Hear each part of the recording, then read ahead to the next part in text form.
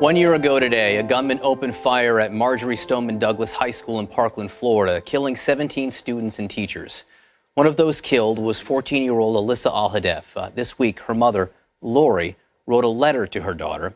It reads in part, "Dear Alyssa, it's Valentine's Day, a day full of love, chocolates, and flowers. For me, it's more than that now. Last Valentine's Day was the last time I saw you. Like many 14-year-old girls, you wanted a Valentine and were disappointed you didn't have one. High school love is magic. I wanted that for you. As I remember you, grief washes over me, but that grief emboldens me to fight for change. I wish I could take all the bullets for you. It's been a year since I saw you. You in that black and white dress, those Converse on your feet, and that smile. I'll never forget that smile. It feels like yesterday. I just want you back." Joining me now is Lori Al-Hadef. She is a member of the Broward County School Board, founder of Make Our Schools Safe. Lori, thank you very much for being with us this morning. I know it cannot be an easy day for you. Thank you also for writing that letter, which I think puts so much in perspective for so many of us. Can you tell us why you decided to write that letter? On 2/14, Alyssa's voice was silenced. And I'm here now trying to be her voice. And I wrote that letter to express my love toward Alyssa, to tell Alyssa what this year has been like, and to honor Alyssa. It was 1 year ago today. As I said, I can't imagine what it's like to be where you are this morning. What did it feel like when you woke up today?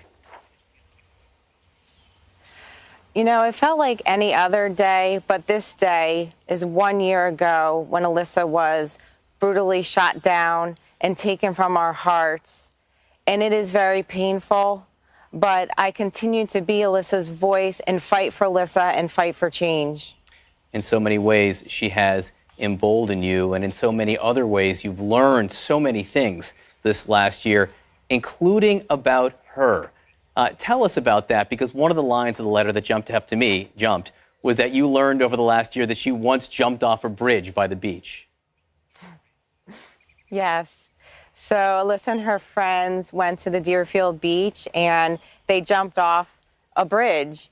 And, she just was a typical teenager and she had such zest for life. And there's a video of it, actually. What's it been like to hear those stories over the last 12 months? It's painful, but it's also knowing that she lived a full life and she made every moment of her life impactful. And the girls' soccer team that she played on, you note that they wear her number 8, but they wear it sideways, which of course is the infinity sign. Do you see her in that team? Do you see her now in parts of your daily life? I do. I mean, Alyssa is being remembered everywhere. Her name is everywhere. Her picture is everywhere. And the kids, they're living for Alyssa. They're laughing for Alyssa, and they're playing for 8. And what would you want people to know most about her 1 year later? Alyssa was a talented soccer player. She had zest for life. She was beautiful. She loved the beach. Alyssa loved being with her friends. And I just want her friends to live for her. And since her voice was silenced on 2/14, that just live your life to the fullest. She is speaking through you. What does that say on your arm? It says, "Live for Alyssa." It's a tattoo. Live for Alyssa, a tattoo. And you make clear that that's what you're doing. You write in the letter, "There are things I do in your memory that I never thought I could or would ever do." Like what? Shortly after 2/14, I started a nonprofit organization, Make Our Schools Safe. And our mission is to make schools safe for all kids in all schools. And they can do that through starting a Dream Team Club in their school anywhere around the country. And they can be a voice for school safety at their school and meet the needs of their school specifically. Also, I ran for the Broward County School Board and I won. And I am making a direct impact and change here in Broward County. You're changing things in Broward County. Go ahead. Yes. And also, last week, Governor Murphy signed the Alyssa law into law in New Jersey, which requires every school in New Jersey to have a panic button so we can get law enforcement on the scene as quickly as possible to take down the threat and EMS to come to triage the victims. And I'm working here in Florida with Senator Lauren Book to get the Alyssa law passed here in Florida.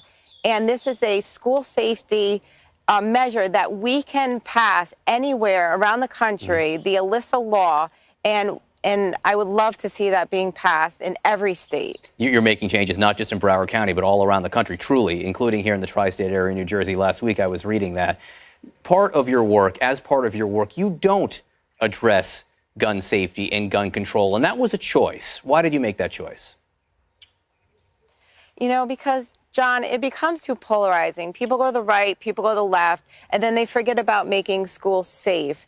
And so that is why my focus is school safety, because I think that Republicans, Democrats, we can all agree that when we send our kids to school, that they need to be safe.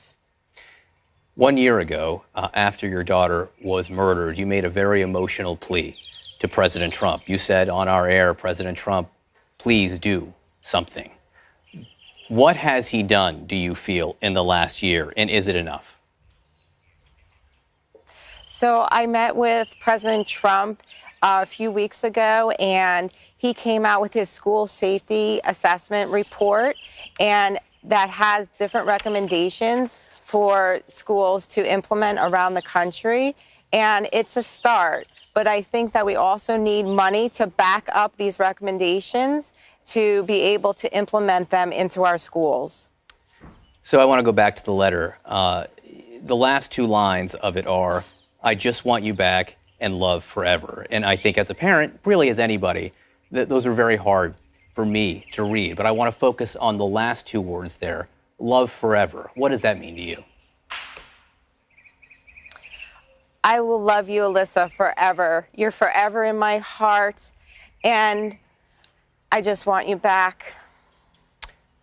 Lori Alhadeff, I know she would be proud of you and the work you've done over the last year. Thank you for being with us this morning. Thank you. Thank you, John. For sharing memories of your daughter. I really appreciate it. We'll be right back.